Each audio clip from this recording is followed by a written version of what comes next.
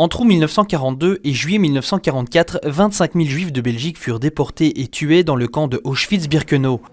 Parmi ceux-ci, les parents de Félix. Au moment de leur déportation, Félix n'avait que 3 ans. On habitait au boulevard, au 135 boulevard Waterloo. Quand ils ont pris ma mère, et moi je suis parti, ma mère n'a pas parlé avec moi, elle a dit, avec sa main, elle m'a fait dire de se quitter. À partir de ce moment, Félix ne reverra plus jamais ses parents. Aujourd'hui, 75 ans après, on commémore la libération du camp d'Auschwitz. Parmi les nombreuses cérémonies ayant lieu chez nous, le nettoyage de pavés de la mémoire devant le Parlement bruxellois. Une cérémonie à l'initiative de l'Association pour la mémoire de la Shoah. Ces pavés sont porteurs d'un message très important. Tous les pavés placés débutent par « ici habiter ».